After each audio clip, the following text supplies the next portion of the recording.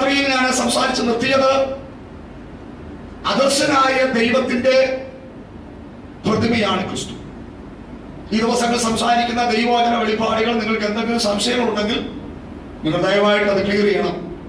ഏതെങ്കിലും ഭാഗങ്ങളിൽ നിങ്ങൾക്ക് സംശയങ്ങൾ തോന്നുന്നു. ദൈവം അദൃശ്യനാണെന്നും ആ അദൃശ്യനായ ദൈവത്തിന് ഒരു രൂപമുണ്ടെന്നും കഴിഞ്ഞ രാത്രി ഞാൻ ഓർമ്മിച്ചു. എനിക്ക് മനസ്സിലായി പലർക്കും അതൊരു സംശയപരമായ അല്ലെങ്കിൽ ഒരു ചിന്ത ഉണ്ടാകാൻ സാധ്യതയുണ്ടോ എന്ന് എനിക്ക് തോന്നുന്നു. അതിന് വ്യക്തമായ ദൈവവചന ഭാഗങ്ങൾ ഞാൻ എടുത്ത് വായിപ്പിച്ച് കേൾപ്പിച്ചു. ഈ രാത്രി ഞാൻ അത് തുടരുന്നില്ല. ഒറ്റ വാക്യം ഞാൻ ആ ഭാഗം അവസാനിപ്പിക്കാം. ദേഹരഹിതമായ ഒരാളത്വമാണ് ദൈവത്തിനുള്ളത്. ദൈവത്തിന് ആളത്വമുണ്ട്, ദൈവത്തിന് രൂപമുണ്ട്.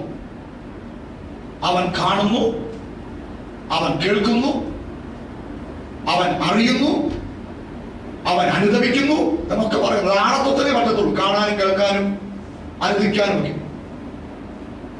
അപ്പൊ അദർശനായ ദൈവത്തിന് രൂപമുണ്ടെന്ന് പറയുമ്പോൾ തന്നെ നമ്മൾ ഉദ്ദേശിക്കുന്ന ഒരു ആളത്വമല്ല, ദേഹരഹിതമായ ആളത്വം. എന്താണ് ദൈവത്തിന്റെ രൂപം എന്ന് കഴിഞ്ഞ ദിവസം ഞാൻ ഓർപ്പിച്ചു.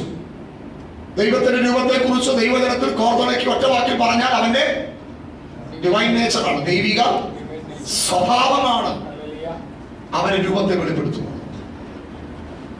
അങ്ങനെ അദൃശ്യനായ ദൈവത്തിന്റെ പ്രതിമയായിരുന്നു കർത്താവായ യേശു ക്രിസ്തു എന്ന് കഴിഞ്ഞ ദിവസം ഞാൻ ഓർപ്പിച്ച് അവസാനിപ്പിക്കാൻ ഇടയായി.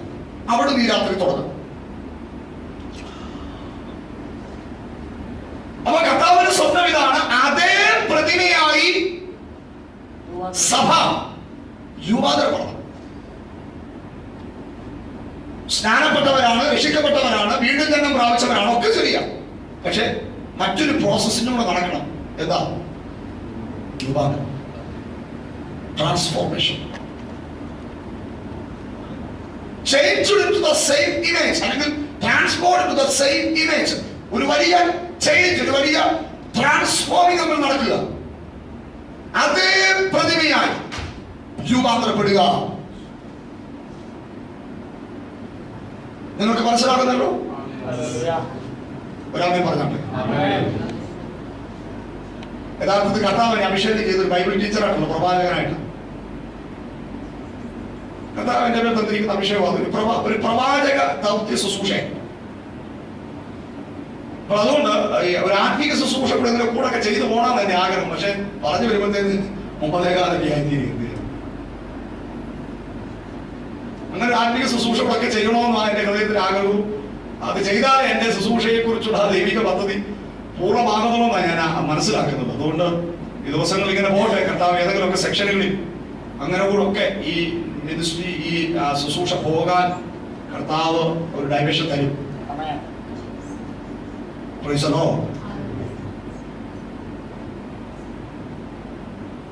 ശ്രദ്ധിക്കുക, ആ വാക്യത്തിൽ നിങ്ങൾ വായിച്ചാൽ കൊരിന്ത്യർക്കെഴുതിയ രണ്ടാം ലേഖനം 3-ാം അധ്യായം 18-ാം വാക്യം ഒന്ന് വായിച്ചാട്ടെ. 2 Corinthians chapter 3 verse 18.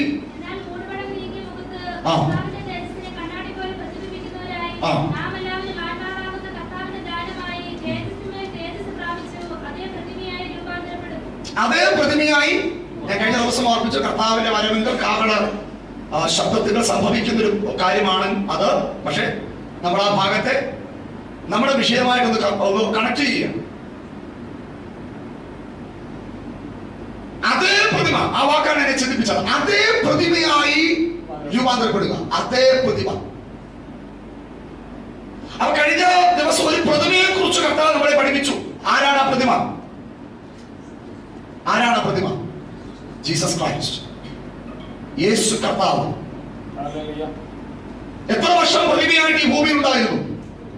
33.5 വർഷം പ്രതിമയായി ഈ ഭൂമിയിൽ ഉണ്ടായിരുന്നു. ആരുടെ പ്രതിമയായിരുന്നു? ആർക്കും ഒരു നാളും കാണാൻ കഴിയാത്ത, അടുത്തുകൂടാത്ത വെളിച്ചത്തിൽ വസിക്കുന്ന ആ ദൈവത്തെ ജനം കണ്ടു, ജനം തൊട്ടു, ജനം സംസാരിച്ചു അല്ലെ? ആ ദൈവത്തെ ജനം കണ്ടു. ആരിൽ കൂടെ? ക്രിസ്തുവിൽ കൂടെ. അതാ യോഹന്നാന്റെ സുവിശേഷം 1-ാം അധ്യായം 18-ാം വാക്യത്തിൽ നമ്മൾ കഴിഞ്ഞ ദിവസം വായിച്ചത്. ദൈവത്തെ ആരും ഒരു നാളും കണ്ടിട്ടില്ല. അവന്റെ മടിയിലിരിക്കുന്ന പുത്രനായ യേശു ക്രിസ്തു അവനെ വെളിപ്പെടുത്തി, മാനിഫെസ്റ്റ് ചെയ്തു, വെളിപ്പെടുത്തി. പുത്രനായ യേശു ക്രിസ്തു വെളിപ്പെടുത്തി എന്ന് വായിക്കുന്നത്. അവൻ ലോകത്തിന് കാണാൻ കഴിയാത്ത ദൈവത്തെ പുത്രനായ യേശു ക്രിസ്തു അവന്റെ അതേ പ്രതിമയായി ഈ ഭൂമിയിൽ വെളിപ്പെടുത്തി. ആ ദൈവത്തെ ലോകം കണ്ടു, ലോകം മനസ്സിലാക്കി, ലോകം അറിഞ്ഞു. അപ്പൊ കർത്താവിന്റെ സ്വപ്നം ഇതാണ്, അതേ പ്രതിമയായി സഭ രൂപാന്തരപ്പെടുക. അതേ പ്രതിമ. ഏത് പ്രതിമയായി? ക്രിസ്തുവിന്റെ പ്രതിമയായി സഭ മാറണം. ക്രിസ്തുവിന്റെ പ്രതിമയായി സഭ മാറണം. ക്രിസ്തുവിന്റെ ചിത്രമായി മാറിയാൽ പോരാ, അത് ഏകദേശമാണ്. പിന്നെ ക്രിസ്തുവിന്റെ പ്രതിമ, ഗാന്ധിജിയുടെ പ്രതിമ, ഡോക്ടർ അംബേദ്കറിന്റെ പ്രതിമ. പിന്നീട് അവരെ പേരെഴുതി വെക്കണ്ട ഇത് ഗാന്ധിജിയാണെന്ന്. ക്രിസ്തുവിന്റെ പ്രതിമയായാൽ പിന്നെ ഒരു ദൈവവൈദ്യരാണെന്ന് പേരെഴുതി എന്ത് ചെയ്യണ്ട, വെക്കണ്ട. ക്രിസ്തുവിന്റെ പ്രതിമയായാൽ അത് വെളിപ്പെടും. ക്രിസ്തുവിന്റെ പ്രതിമയാക്കുക. എന്തിനാ ക്രിസ്തുവിന്റെ പ്രതിമയായി മാറേണ്ടത്? യോഹന്നാന്റെ സുവിശേഷം 14-ാം അധ്യായം, John chapter 14 verse 2, 3 and 19. യോഹന്നാന്റെ സുവിശേഷം 14-ാം അധ്യായം അതിന്റെ 2, 3, 19 വാക്യങ്ങൾ വായിക്കും. എന്റെ പിതാവിന്റെ ഭവനത്തിൽ അനേക വാസസ്ഥലങ്ങളുണ്ട്. അതെ, ഞാൻ നിങ്ങൾക്ക് സ്ഥലം ഒരുക്കുവാൻ പോകുന്നു. ഞാൻ പോയി നിങ്ങൾക്ക് സ്ഥലം ഒരുക്കിയ ഞാൻ ഇരിക്കുന്ന ഇടത്ത് നിങ്ങളെയും ഇരിക്കേണ്ടതിന് ചേർത്തുകൊള്ളും. 19-ാം വാക്യം. കുറഞ്ഞൊന്ന് കഴിഞ്ഞാൽ ലോകം എന്നെ കാണുകയില്ല. ശ്രദ്ധിക്കണമേ, കർത്താവായ യേശു ക്രിസ്തു ഈ ഭൂമിയിലെ ശുശ്രൂഷ കഴിഞ്ഞ് പോകുന്നതിന് മുൻപിട്ട് ശിഷ്യന്മാരോട് പറഞ്ഞൊരു കാര്യമാണ്, ഞാൻ പോകുന്നത് നിങ്ങൾക്ക് പ്രയോജനം. ഞാൻ പോയി നിങ്ങൾക്ക് ഒരു സ്ഥലം ഒരുക്കാൻ പോകുന്നു. കുറഞ്ഞൊന്നു കഴിഞ്ഞ് ലോകം എന്നെ, കുറഞ്ഞൊന്നു കഴിഞ്ഞാൽ പിന്നെ ലോകം എന്നെ എന്ത് ചെയ്യത്തില്ല. ഇപ്പോൾ പിതാവായ ദൈവത്തിന്റെ പ്രതിമയായ ക്രിസ്തു ഉണ്ട്. ദൈവത്തെ ഇപ്പോൾ ലോകം കാണുന്നു. ആരിൽ കൂടെ? പക്ഷെ കുറച്ചു കഴിഞ്ഞാൽ എന്നെ ലോകം എന്നെ കാണത്തില്ല. ലോകത്തിന് എന്നെ കാണാൻ കഴിയത്തില്ല. ഞാൻ ലോകത്തിന് അദൃശ്യനായി മാറുക. ഞാൻ ലോകത്തിന് അദൃശ്യനായി മാറുകയാണ്. അവിടെയാണ് ഈ ദൂതന്റെ പ്രസക്തി. മനസ്സിലാകുന്നു? ഉണ്ടോ? മനസ്സിലാകുന്നത് ദയവായിട്ട് പറയണം. നമ്മൾ റിപ്പീറ്റ് ചെയ്യാം. ഇത് നിങ്ങളുടെ ആത്മീക ജീവിതത്തിൽ നിങ്ങൾ പ്രാപിക്കേണ്ട ഒരു വെളിപ്പാടാണ്.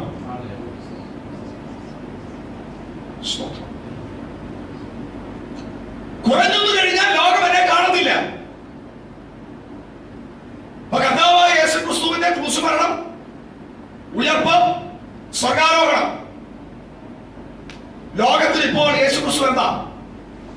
അദൃശ്യ. അവിടെയാണ് ഈ ദൂതന്റെ പ്രസക്തി.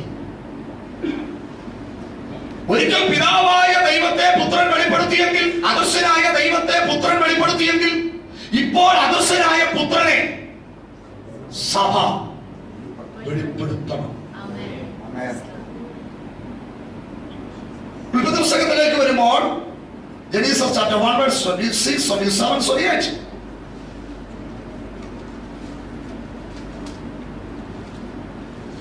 ദിവസം 1-ാം അധ്യായം 26, 27, 28 വാക്യങ്ങളിൽ എന്താ വായിക്കുന്നത്? വേഗത്തിൽ വായിച്ചാൽ ദൈവം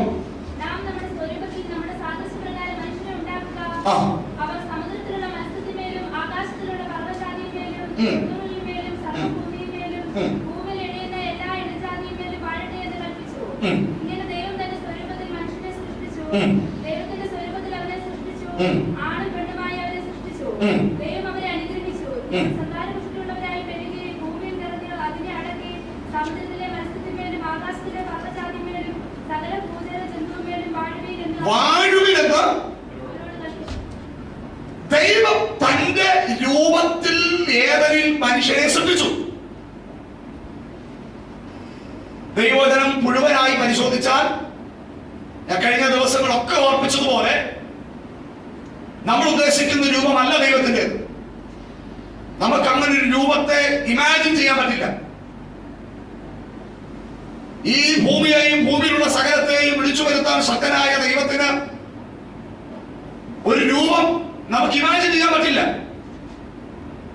എന്നാൽ ദൈവത്തിന്റെ രൂപത്തെ കുറിച്ചുള്ള ഒരു റെവലേഷൻ ബൈബിൾ നമുക്ക് തരുന്നത് അവന്റെ സ്വഭാവമായിട്ടാണ്, അവന്റെ ദിവ്യ സ്വഭാവമായിട്ടാണ്. അങ്ങനെ നിശ്ചയമായിട്ടും ആ ഭാഗത്തിന് അങ്ങനെ തന്നെ അർത്ഥമാക്കണം. ദൈവം മനുഷ്യനെ സൃഷ്ടിച്ച ആ രൂപം ദൈവത്തിന്റെ സ്വഭാവത്തിൽ ദൈവം മനുഷ്യനെ സൃഷ്ടിച്ചു.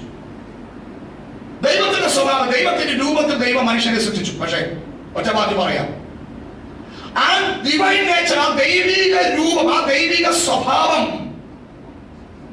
അനുസരണക്കേട് നിമിത്തം, പാപം നിമിത്തം മനുഷ്യന് നഷ്ടപ്പെട്ടു.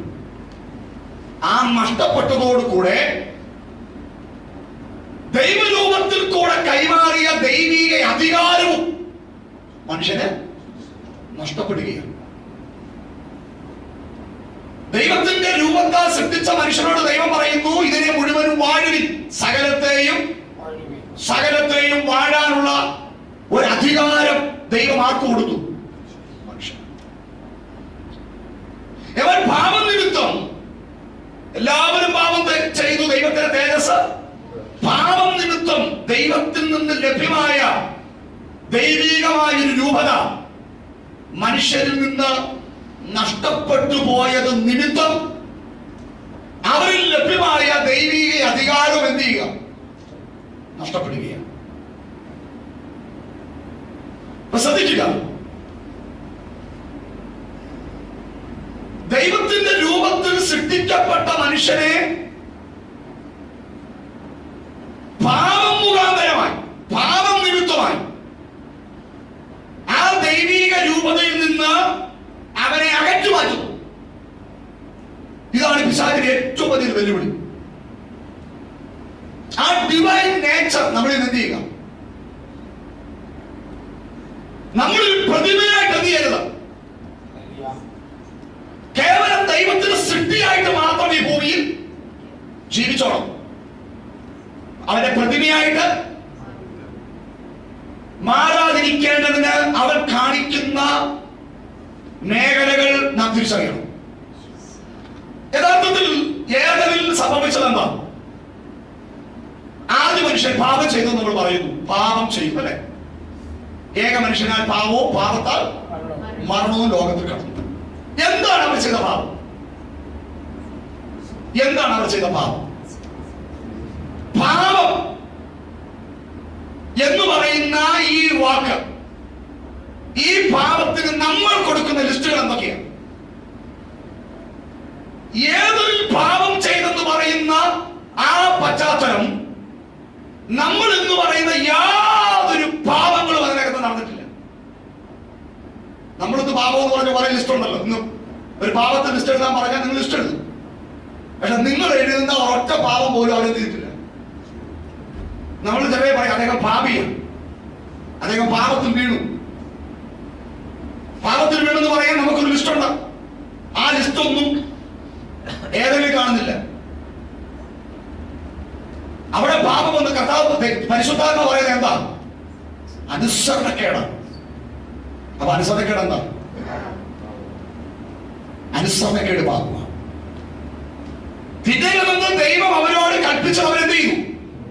തിന്നു. ചെയ്യരുതെന്ന് ദൈവം കൽപ്പിച്ചത്, പോകരുതെന്ന് ദൈവം പറഞ്ഞത്, ഇരിക്കണമെന്ന് ദൈവം പറഞ്ഞത്, നിൽക്കരുത് ദൈവം പറഞ്ഞത്, പ്രവർത്തിക്കരുത് ദൈവം പറഞ്ഞത്, എന്ത് ദൈവം പറഞ്ഞോ അതിന് വിപരീതമായി പ്രവർത്തിപ്പാൻ മനുഷ്യനെ പ്രേരിപ്പിക്കുന്ന ഒരു പൈശാചിക ഘടകം ഇന്നുമുണ്ട്. നമ്മളറിയാതെ നമ്മളെ അത് പല മേഖലകളിൽ തോൽപ്പിച്ചുകൊണ്ടിരിക്കുക. പിശാചിന്റെ ഏറ്റവും വലിയ വെല്ലുവിളി അതാണ്. എന്ത് ചെയ്യരുത് എന്ന് പറഞ്ഞിരിക്കുന്നോ അത് നമ്മളെ കൊണ്ട് എവിടെ വിലക്കുണ്ടോ ആ വിലക്കിനെ എന്ത് ചെയ്യുക, ആ വിലക്കിനെ ലംഘിക്കുന്നവരാക്കി നമ്മളെ മാറ്റുക. അങ്ങനെ സംഭവിക്കുമ്പോൾ നഷ്ടമായി പോകുന്നത് ദൈവത്തിന്റെ രൂപതയും ദൈവിക അധികാരവുമാണെന്ന് നാം തിരിച്ചറിഞ്ഞിട്ട് ഈ ദിവസങ്ങളിൽ കർത്താവിന്റെ തിരുഹൃദപ്രകാരം അവന്റെ സ്വപ്നത്തിലേക്ക് നമുക്ക് എത്താം. എന്താ? അതേ പ്രതിമയായി. ശ്രദ്ധിക്കുക, അതേ പ്രതിമയായി രൂപാന്തരപ്പെടണം. അപ്പോൾ അദൃശ്യനായ ദൈവത്തെ ക്രിസ്തു വെളിപ്പെടുത്തിയതുപോലെ ക്രിസ്തുവിനെ സഭ വെളിപ്പെടുത്തണമെങ്കിൽ, അല്ലെങ്കിൽ ക്രിസ്തുവിന്റെ പ്രതിമയായി സഭ മാറണമെങ്കിൽ കർത്താവിനെ ഹൃദയം കൊണ്ട് വിശ്വസിക്കുകയും വായ കൊണ്ട് ഏറ്റുപറയുകയും ചെയ്താൽ രക്ഷിക്കപ്പെടും. രക്ഷിക്കപ്പെട്ടാൽ പോരാ. പിതാവിന്റെ പുത്രന്റെ പരിശുദ്ധാത്മാവിന്റെ നാമത്തിൽ പോരാ. ആത്മാവിനെ സത്യത്തിലും ആരാധിച്ചാൽ പോരാ. മറ്റൊരു കാര്യം നടക്കണം. രൂപാന്തരം. രൂപാന്തരം. അതേ പ്രതിമയായി മാറണമെങ്കിൽ എന്ത് സംഭവിക്കണം? രൂപാന്തരപ്പെടണം. അതാ കർത്താവിന്റെ സ്വപ്നം.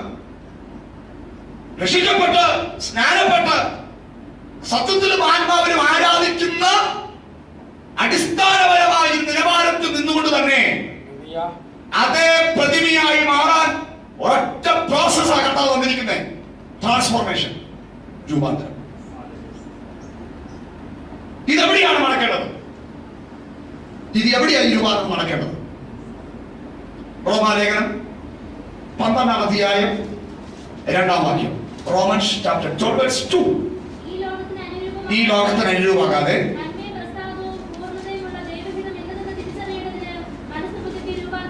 ഒറ്റ വാക്കിൽ ഒത്തിരി വിശദീകരണങ്ങൾ ഒന്നും കൂടാതെ ഈ ലോകത്തിന് അനുരൂപരാകാതെ നന്മയും പ്രസാദവും പൂർണ്ണതയുള്ള ദൈവഹിതം ഇന്നതെന്ന് തിരിച്ചറിയേണ്ടതിന് മനസ്സ്. അപ്പൊ രൂപാന്തരം നടക്കേണ്ടത് എവിടെ? രൂപാന്തരം നടക്കേണ്ടത് പുറമേ അല്ല. രൂപാന്തരം നടക്കേണ്ടത് അകത്താണ്. അല്ലെ? ഒറ്റവാക്കി പറയാൻ പുറമെയുള്ള ശരീരത്തിലല്ല രൂപാന്തരം നടക്കേണ്ടത്, അകമയുള്ള സ്വഭാവത്തിലാണ്. മനസ്സൊരു മനുഷ്യന്റെ യജമാനൻ എന്ന് പറയുന്നത് എന്താ? ഒരു മനുഷ്യന്റെ മാസ്റ്റർ അവന്റെ മനസ്സാണ്.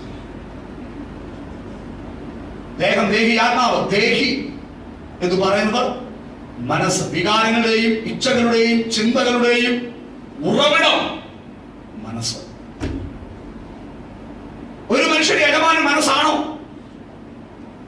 ആണോ? അതെ. നിങ്ങൾ ശരീരത്തിൽ എത്ര മാരക രോഗത്താൽ പിടിക്കപ്പെട്ട വ്യക്തിയാണെങ്കിലും നിങ്ങളുടെ മനസ്സ് കരുത്തുള്ളതായ നിങ്ങൾ അതിനെ ജയിക്കും. മനസ്സ് പറയുക പോയി, തട്ടിപ്പോയി, ഇത് രക്ഷപ്പെടത്തില്ല എന്ന് മനസ്സ് തീരുമാനിച്ചാൽ ചെറിയ രോഗമാണെങ്കിലും നീ എന്ത് ചെയ്യും? മനസ്സാണ് ഒരു മനുഷ്യന്റെ യജമാനൻ. ഇത് അദൃശ്യ ഭാഗമാണ്. മനസ്സെന്ന് പറയുന്നത് ആർക്കും കണ്ടുകൊണ്ട് കാണാൻ പറ്റില്ല. പറ്റുമോ? കണ്ടിട്ടുണ്ടോ? MBBS പഠിച്ചതിൽ മനസ്സ് കണ്ടിട്ടുണ്ടോ? ശരീരത്തിൽ എത്രയോ ഭാഗങ്ങൾ എടുത്തു പഠിച്ചിട്ടുണ്ട്, പക്ഷെ മനസ്സിനെ ഇതുവരെ കണ്ടിട്ടില്ല. മനസ്സിനെ ആർക്കും, ഏത് വിദഗ്ധ സൈക്കാട്രിക് ഡോക്ടർ ആയാലും മനഃശാസ്ത്ര വിദഗ്ധനായാലും ഒരുവനെ മനസ്സിനെ കാണാൻ ആർക്കും കഴിയത്തില്ല. ഇവിടെയാണ് പിശാച് തന്റെ പ്രവർത്തിയിടുന്ന ഒരു മേഖല. പിശാചിന്റെ യുദ്ധമേഖലയാണ് മനസ്സ്. അപ്പോൾ ദൈവത്തിന് വചനം പറയുന്നു, ക്രിസ്തുവിന്റെ അതേ പ്രതിമയായിട്ട് മാറണമെങ്കിൽ എന്ത് സംഭവിക്കണം? ഇന്നർ മൈൻഡിൽ, അന്തർഭാഗത്തിൽ, മനുഷ്യന് കാണാൻ പറ്റാത്ത സ്ഥലത്ത്, മനുഷ്യന് ഇറങ്ങിച്ചെല്ലാൻ പറ്റാത്ത സ്ഥലത്ത് എന്തു നടക്കണം? ഒരു രൂപാന്തരം, ഒരു ട്രാൻസ്ഫോർമേഷൻ നടക്കണം. എല്ലാവരും പറഞ്ഞാട്ടെ, ഉറക്കെ പറഞ്ഞാണ്.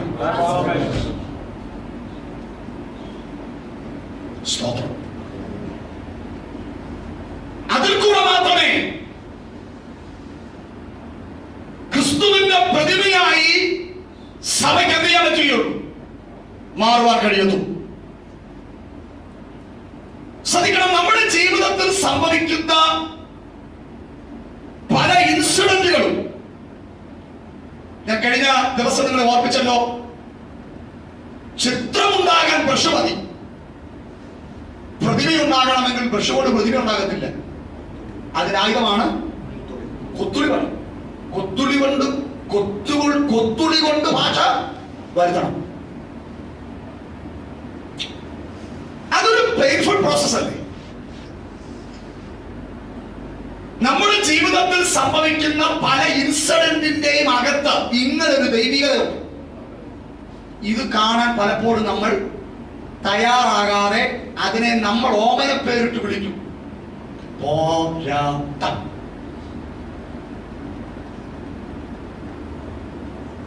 അതിന് നമ്മൾ ഇട്ടിരിക്കുന്ന ഓമനപ്പേരാണ് പോരാട്ടം, പോരാട്ടം, പോരാട്ടം, പോരാട്ടം. എബ്രായ ലേഖനത്തിലേക്ക് ഒന്ന് വരാൻ വേഗത്തിൽ 19-ാമത്തെ 7 മുതൽ 11 വരെ വേഗത്തിൽ വായിക്കാം. Hebrew chapter 12 7 to 11. ബാലശിക്ഷ സഹിച്ചാൽ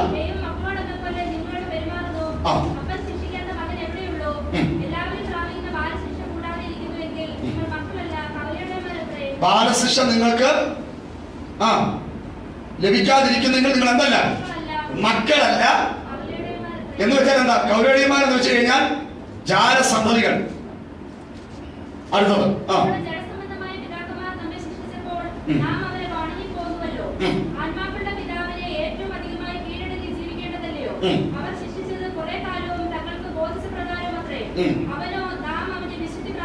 ആ വാക്കാണ് അതിനകത്ത് ഏറ്റവും വലിയ സത്ത്.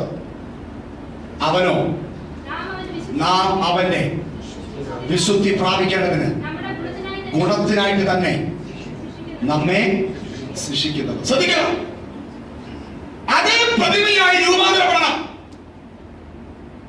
അതേ പ്രതിമയായി രൂപാന്തരപ്പെടണം എന്ന് വെച്ച് കഴിഞ്ഞാൽ എന്താ അതിന്റെ ആത്മീയത്വം? ഭൂമിയിൽ ജീവിച്ച യേശു കർത്താവിൽ നിറഞ്ഞു നിന്ന അവന്റെ രൂപം. എന്താ അവന്റെ രൂപം? അവന്റെ ദിവ്യ സ്വഭാവം എന്ന ആ രൂപം ആരിൽ വെളിപ്പെടണം? സഭയിൽ വെളിപ്പെടണം. സഭയാകുന്ന എന്നിലും നിങ്ങളും വെളിപ്പെടണം. അതാ പ്രതിമ. അതേ രൂപം നമ്മളിൽ വെളിപ്പെടണം. അതേ സ്നേഹം, അതേ വിശുദ്ധി അല്ലെ? ദൈവത്തിന്റെ രൂപമല്ലേ അവൻ വിശുദ്ധനാകിയാൽ. ഇവിടെ എന്താ പറഞ്ഞിരിക്കുന്നത്? നാം അവന്റെ വിശുദ്ധി പ്രാപിക്കേണ്ടതിന് ഗുണത്തിനായി നമ്മെ. എന്തോ മനസ്സിലായി? നമ്മളിൽ പോരാട്ടം എന്ന് പറയുന്ന പലതും തമ്പുരാന്റെ ചൂരല. ആരുടെ ചൂരല? തമ്പുരാന്റെ ചൂരല. എന്തിനറിയോ? പ്രതിമയാണ്. പ്രതിമയാണ്. കൊത്തുളിയ. കൊത്തുളി വർഷല്ല, വർഷല്ല, കൊത്തുളിയ. ആയിട്ടില്ല. നീ ആയിട്ടില്ല. നീ കുറച്ചുകൂടെ എന്റെ പ്രതിമയാണ്. നീ ഇപ്പൊ ഏകദേശം ആയിക്കൊണ്ടിരിക്കുക. അതുകൊണ്ട് ഈ കുടി ഞാൻ എടുക്കത്തില്ല. നീ ചോദിക്കുന്ന കർത്താവ് ഇറങ്ങിയിട്ട് ഇത്ര വർഷമായി എന്താ കർത്താവ് ഈ പോരാട്ടം തീരാത്ത കർത്താവ് എന്താ മഴയാ? ഇത് പോരാട്ടം വരണം. ഇത് കേൾക്കുമ്പോ പിശാചിന് ചിരിയ. അവൻ ചെയ്യാത്ത കാര്യമാണ് നമ്മൾ ചെയ്യുന്നു പറയുന്നത്. മനസ്സിലായി? പുള്ളിക്കാരനാണ് എന്റെ ഒരു ഭാഷാ ശൈലി. തമാശയായിട്ട് പറയുന്നൊരു കാര്യമുണ്ട്. നമ്മൾ പലപ്പോഴും പിശാചിനെ കുറ്റം പറയുന്ന പല കാര്യങ്ങളും പുള്ളിക്കാരൻ അറിഞ്ഞിട്ട് പോലും. നമ്മൾ പടക്കുന്നത് ഭയങ്കര ശാസനം. വിചാരി കേട്ടാൽ പുള്ളിക്കാരൻ കുറെ ദിവസം കൂടി ഭയങ്കര ശാസനം. ഇപ്പൊ ഇവിടുന്ന് അത് നീ ഇങ്ങനെ പുള്ളിക്ക് എന്തൊക്കെ ഞാൻ അറിഞ്ഞിട്ട് പോലുമില്ല.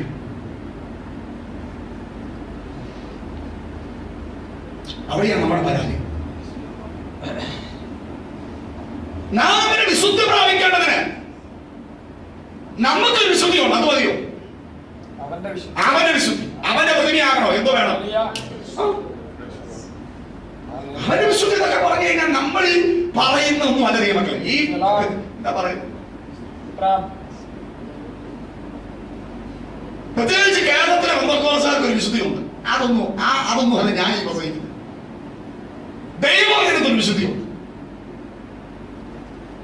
കേരളത്തിലെ ബന്ധക്കോസാരെ പഠിപ്പിക്കുന്ന വിശുദ്ധി ഒന്നും അല്ല, ദൈവജനത്തിന് വിശുദ്ധി. ഒന്നുപിടിച്ച് കടുപ്പത്തിനും പറഞ്ഞോ അല്ലെങ്കിൽ ഞാൻ പറയും 50 പൈസയുടെ പൊട്ടു മാറ്റിയിട്ട് 50,000 പട്ടുടുക്കുന്ന വിശുദ്ധി അല്ല വചനത്തിന്റെ വിശുദ്ധി. മനസ്സിലായില്ല? 50 പൈസയുടെ പൊട്ടിട്ടൂടാ, 50,000 പട്ടുടുക്കാം. നമ്മൾ നാളെ അടിച്ചിറക്കിയെങ്കിൽ വിന്നിപ്പാത്ത് പറഞ്ഞ് പൊട്ടിട്ടോളാമെന്ന്. ഇതാണ് നമ്മുടെ ആൾക്കാർ പഠിപ്പിക്കുന്ന വിശുദ്ധി.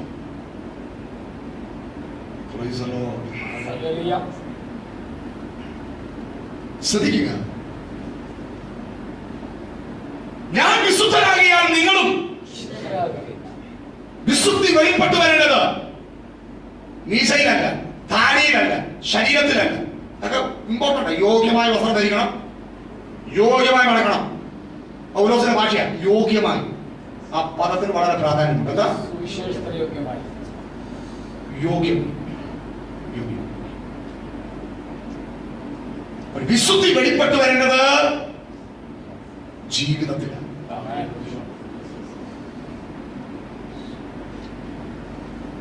യേശുവിന് ജനനം കൊടുത്ത മറിയം കന്യകയാണ്. അവൾ കന്യകയാണെന്ന് പേര് കൊണ്ടല്ല വെളിപ്പെടുത്തിയത്, അവൾ കന്യകയാണെന്ന് ജീവിതം കൊണ്ട് വെളിപ്പെടുത്തി.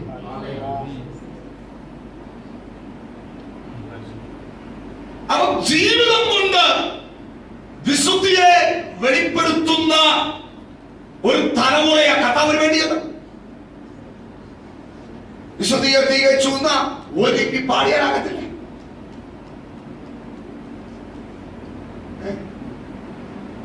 ദൈവത്തെ ആരാധിക്കാൻ പോകുന്നത് വളരെ മാന്യമായിട്ട് പോകണം, അതൊക്കെ ഞാൻ അതിനെല്ലാം അംഗീകരിക്കുന്നു, ശരിയാണ്. പക്ഷെ സ്ക്രാഫിനകത്തും ഷർട്ടിനകത്തും പാന്റിനകത്തും മാത്രം നമ്മുടെ വിശുദ്ധി ഒതുങ്ങിയില്ലേ?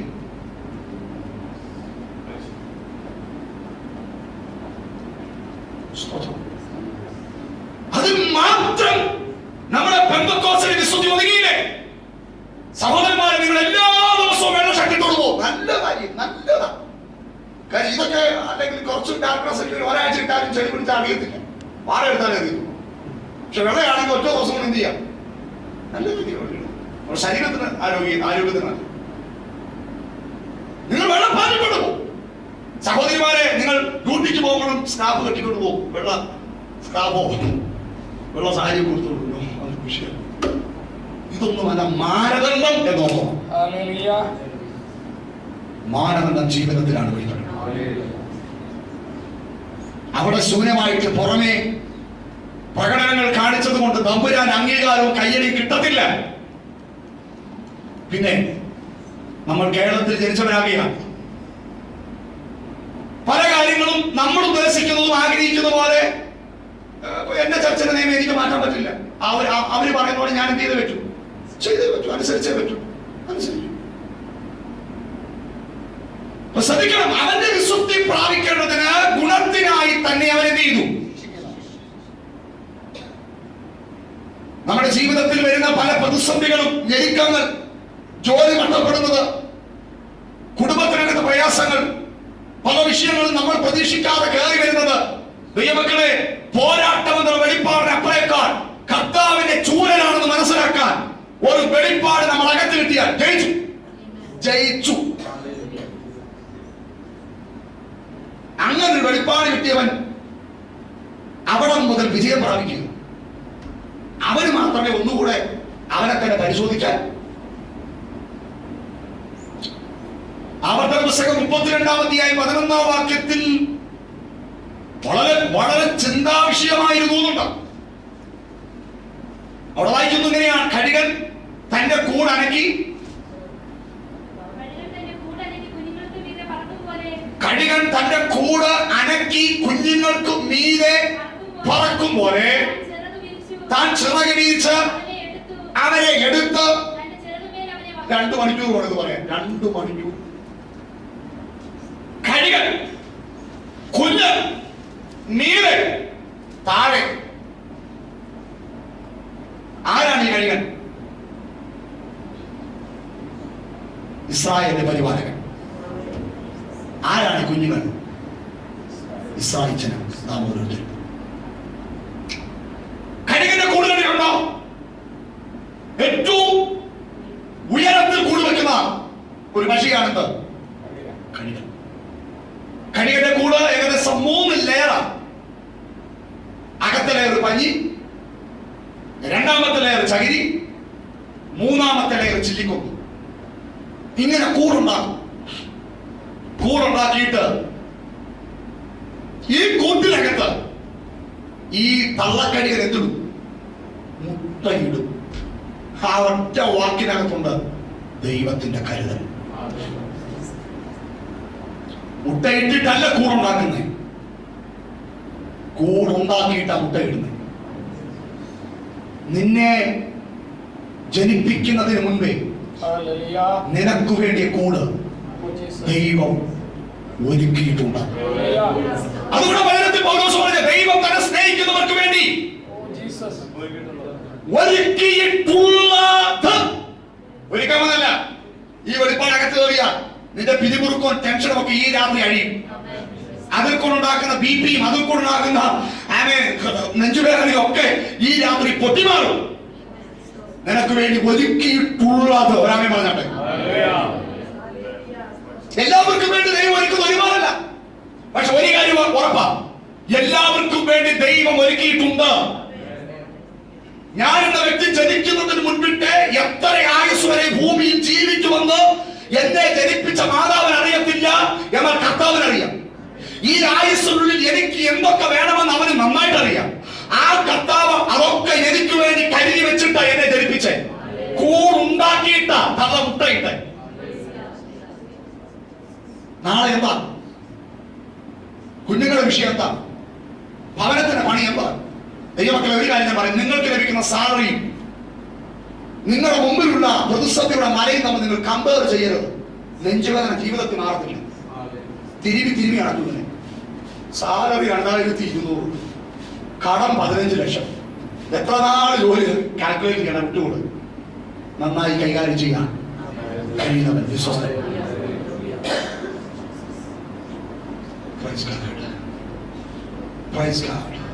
നിനക്ക് 2000 റിയാൽ സാലറി ഉള്ളോ?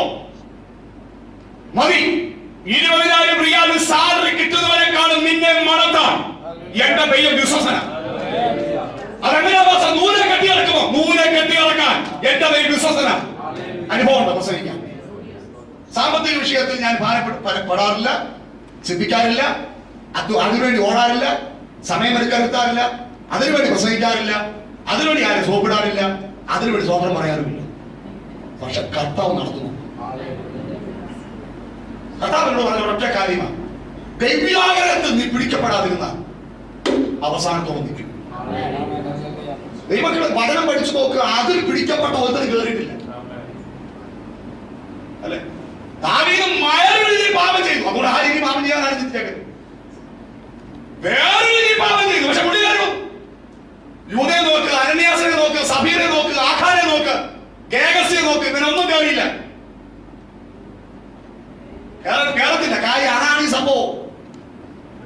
അതിനേക്കാളും കട്ടിയോ മറ്റേതിനേക്കാളും കട്ടിയോ ഇത് ഓർക്കണം. അതുകൊണ്ട് വചനം പറഞ്ഞ ദിവ്യാഗ്രഹം സകലവിധ എല്ലാ പ്രശ്നത്തിനും ഇന്ന് ഉണ്ടാകുന്ന സകല വിഷയത്തിന് കാരണം കുടുംബ പ്രശ്നം ദിവ്യാഗ്രഹമാണ്. സ്ത്രീധനം കൊണ്ടുപോയി എന്നും ഭാര്യയെ പീഡിപ്പിക്കുക, മനസ്സിലാകത്ത് അപ്പൊ തരാണ്ട് പറഞ്ഞിട്ട് പലരും ചേരാണ്ട് പറഞ്ഞു 3 കിട്ടിയോ ഇന്ത്യ.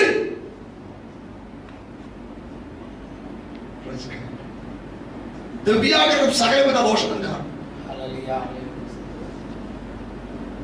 അതുകൊണ്ട് ഈ വെളിപ്പാട് നിങ്ങളുടെ ഹൃദയത്തിനകത്ത് വരണം. നിങ്ങൾ വചനത്തിൽ പറയുന്നുണ്ടോ, നിങ്ങൾ നന്നായി രാവിലെ എഴുന്നേൽക്കുന്നതും കഠിന പ്രയത്നം ചെയ്യുന്നതും വ്യർത്ഥമത്രേ. ദൈവം തന്റെ ഭക്തന്മാർക്കത് സ്വതം പാർശ്വങ്ങൾ വിലകിട്ടാതെ യഹോവയെ അന്വേഷിക്കുന്നവർക്ക് ഒരു നന്മയ്ക്കും മുടക്കം വരികയില്ല. ദൈവമക്കളെ, ഞാൻ പലപ്പോഴും പറയുന്നൊരു കാര്യമുണ്ട്, നമ്മളെ വീട് പണി അപ്പുറത്തെ വീട്ടിലെ ചാക്കോച്ചാന്റെ വീട് പണി കണ്ടിട്ടാകരുത്. ഇതാ നമുക്ക് പറ്റിയ പ്രശ്നം. നമ്മുടെ വരവും ചെലവും നിയന്ത്രിക്കുന്നത് നമ്മളല്ല, പിന്നെ അടുത്ത വീട്ടുകാരാ.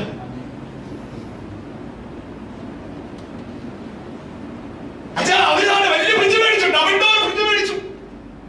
നമുക്ക് സിംഗിൾ ഡോറേ ഉള്ളൂ. അതങ്ങ് പഴകി. അതുകൊണ്ട് നമുക്ക് എന്ത് ചെയ്യണം? ഇപ്പൊ ഓണമാണ്, ഓഫർ ഉണ്ട്. എവിടാ ഓഫർ? ഈ ഓഫർ എന്ന് പറയുന്ന സംഭവം ഇതുപോലെ ചീറ്റിട്ടുള്ള വേറെ. ഇപ്പൊ ഞാൻ ഓഫറിന് ഒന്നിനുള്ള സാധനം മേടിക്കാൻ പോയപ്പോൾ മനസ്സിലായി. ആരും നമ്മളെ നന്നാക്കാനെന്ന് പറഞ്ഞാൽ 2 എണ്ണം മേടിച്ചാൽ 1 ഫ്രീ എന്ന് പറഞ്ഞ് എഴുതിയിട്ടേക്കുന്നത്. അതിനകത്ത് എന്തെങ്കിലും ട്രാപ്പുണ്ട്. മലയാളികൾക്കുള്ള പക്ഷെ ഓഫർ കണ്ട കവന്നത് വീഴും. പിന്നെ അതുകൊണ്ടേ പോകും. നമുക്ക് ഏറ്റവും വലിയ പ്രശ്നം നമ്മൾ അതേപോലെ ചീറ്റിക്കുക. അമേരിക്കയിൽ നമ്മളെ ഉണ്ടാക്കാനാണോ 3 എണ്ണം എടുത്തിട്ടേക്കുന്നത്? അതെന്തോ ട്രാപ്പുണ്ടെന്ന് മനസ്സിലാക്കും. അപ്പൊ ശ്രദ്ധിക്കുക. അപ്പം ഫ്രിഡ്ജ് വേണം ഉണ്ടാക്കി. ആ വീട്ടുകാർ ഡബിൾ ഡോർ ഫ്രിഡ്ജ് മേടിച്ചെങ്കിൽ അതിനുള്ള സാമ്പത്തിക നിലവാരം ആ വീട്ടുകാർക്ക് ഉണ്ട്. പക്ഷെ നമ്മൾ അതുപോലെ നമ്മളും ആകാൻ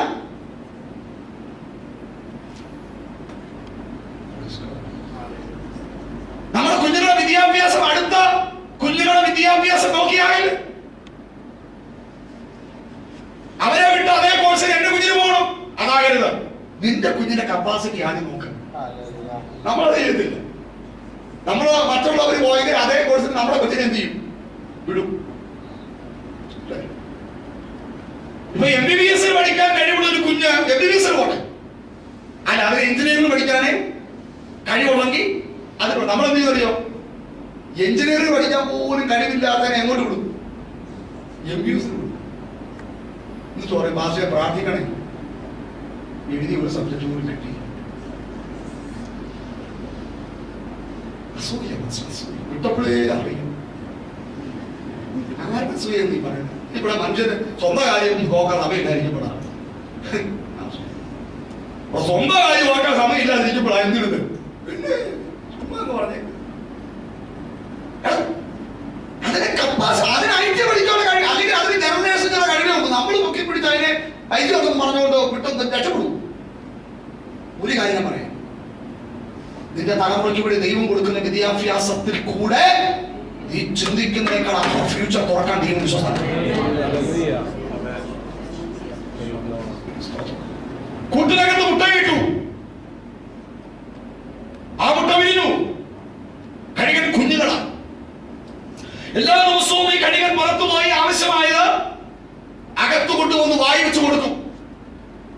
ഇത് സ്തോത്രം പറഞ്ഞ് ഇറക്കും. ഇങ്ങനെ കുറെ നാളുകൾ പോകും. ഇങ്ങനെ ജീവിക്കുന്ന ശാന്ത സുഖ സുന്ദരമായ ഒരു സമയത്ത് ഇതുവരെ ഇല്ലാത്ത ഒരു കുലുക്കം. അതാ വാക്കി വായിച്ച കൂടെ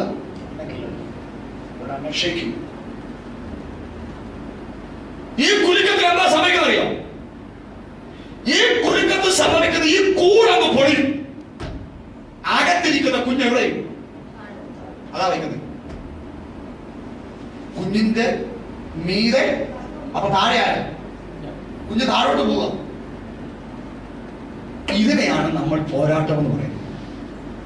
ഇതിനെ ജീവിതത്തിൽ ഇതുവരെ ഇല്ലാത്ത ഒരു കുലുക്കം, ഇത്രയും വർഷമായിട്ടില്ലാത്ത ഒരു കുലുക്കം, ഒരു പ്രയാസം. അപ്പൊ മേലോട്ടല്ല പോകുന്നത്, പിന്നെ അങ്ങോട്ടാണ്. നമ്മൾ പഠിച്ചു വെച്ചിരിക്കുന്ന എല്ലാം എന്താ പറയുക?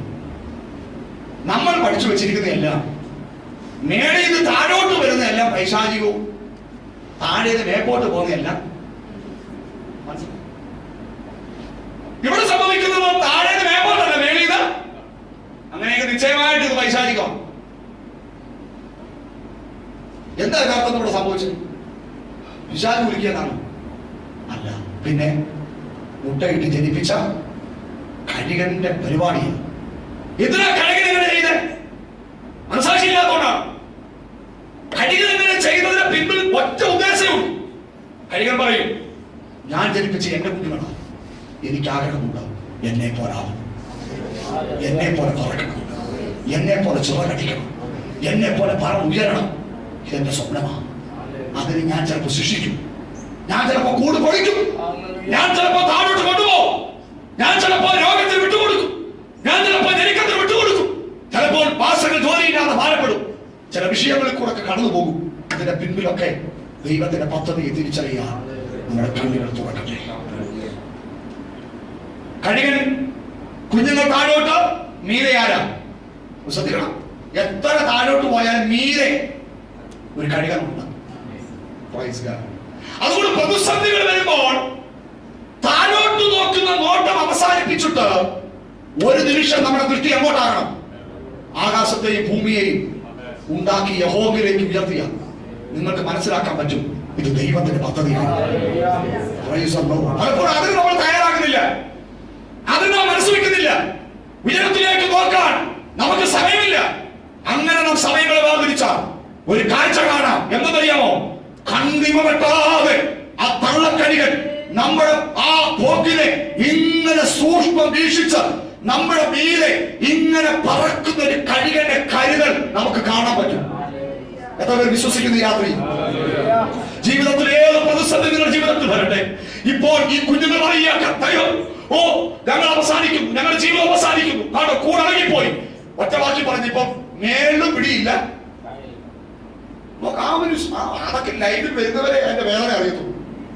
നമുക്ക് പലതും പറഞ്ഞു വിടാൻ എളുപ്പം, നമുക്ക് പലതും പറഞ്ഞു വിടാൻ. അങ്ങനെയൊക്കെയ സഹിക്ക് ദൈവപ്രവർത്തിയ ആ വിടുതലുള്ള വാഗ്ദത്തങ്ങൾ എന്നൊക്കെ നമുക്ക് പറയാൻ എളുപ്പമാ. പക്ഷെ ജീവിതത്തിൽ വരുമ്പോൾ മാത്രമേ ഞാടെ മനസ്സിലാകത്തുള്ളൂ.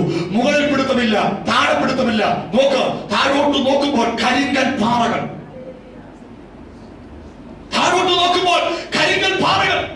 നിമിഷങ്ങൾക്കുള്ളിൽ ഈ പാറകളിലേക്ക് ചെന്ന് തലയിടിച്ച് ഇല്ലാതാക്കുന്ന സാഹചര്യമായി ഇപ്പോൾ ഉടലെടുത്തുകൊണ്ടിരിക്കുന്നത്.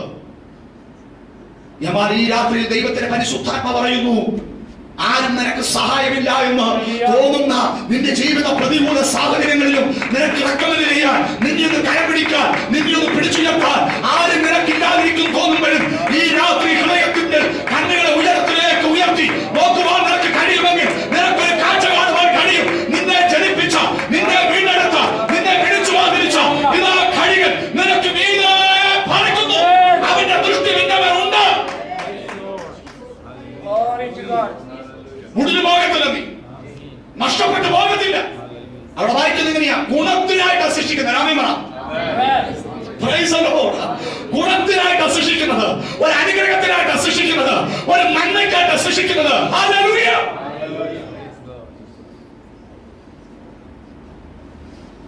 മീതെ പറക്കുന്ന കഴുകൻ ചില നിമിഷങ്ങൾ കഴിയുമ്പോൾ ചിറക വിടർത്തി വിരിച്ചതിനെന്ത് ചെയ്യുന്നു? വഹിക്കുന്നു. ഭയങ്കര ദൈവനിയോഗമുള്ള വേടുകളായി. ശ്രദ്ധിക്കുക, കഴുകന്റെ കുഞ്ഞുങ്ങൾ താഴോട്ട് പോകുന്നു. ഇത് പാറയാണ്.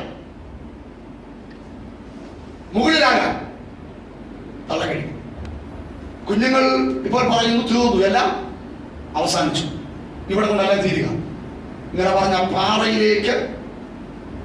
പാറയിലേക്ക് ചെന്ന് അതിടിച്ച് അവസാനിക്കാൻ പോകുന്ന ഒരു ടൈം ഉണ്ട് കേട്ടോ.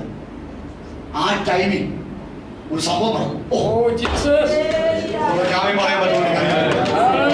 ആ സമയത്ത് ഒരു പ്രവാചകനും വെളിപ്പെടാത്ത ഒരു സംഭവം നടക്കും. ഒരു പ്രാപ്തി വെളിപ്പെടാത്ത ഒരു സംഭവം നടക്കും.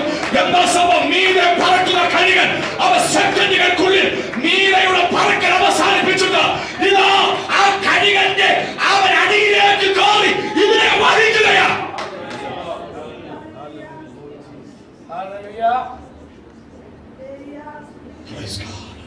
നീ വിശ്വസിക്കുക.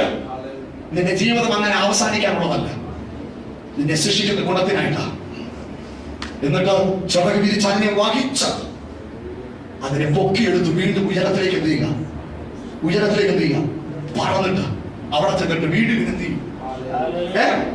മാറും, വീണ്ടും എന്ത് ചെയ്യും? ഒരു 5-6 പ്രാവശ്യം കൂടെ ചെയ്യുമ്പോഴത്തേന് കഴുകന്റെ സ്വപ്നം നിവൃത്തിയായി. ഒറ്റയ്ക്ക് പറക്കാൻ പറ്റുന്ന, ഉയരത്തിലേക്ക് പറക്കാൻ പറ്റുന്ന ആ ഒരു നിലവാരത്തിലേക്ക് ആ കഴുകന്റെ കുഞ്ഞുങ്ങൾ എത്തപ്പെടുന്നത് പോലെ ഈ രാത്രി പരിശുദ്ധിയാണെന്ന് പറയുക. അവന്റെ അതേ പ്രതിമയായി നമ്മളെ രൂപാന്തരപ്പെടുത്തേണ്ടതിന് നിന്റെ ജീവിതത്തിലുള്ള പ്രതികൂലങ്ങളെ അവന്റെ വിശുദ്ധി പ്രാപിക്കേണ്ടതിനാണെന്ന് അവൻ തിരിച്ചറിഞ്ഞുകൊണ്ട് ഈ ദിവസങ്ങൾ സമർപ്പിക്കാൻ നീ തയ്യാറാകുമോ?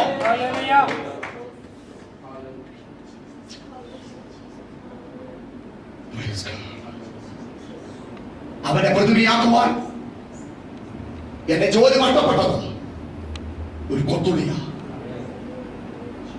എന്റെ ജീവിതത്തിൽ ഞെരുക്കങ്ങൾ വന്നത് ഒരു കൊത്തുള്ളിയ. എന്റെ ശരീരത്തിൽ പ്രയാസം വന്നത് ഒരു കൊത്തുള്ളിയ.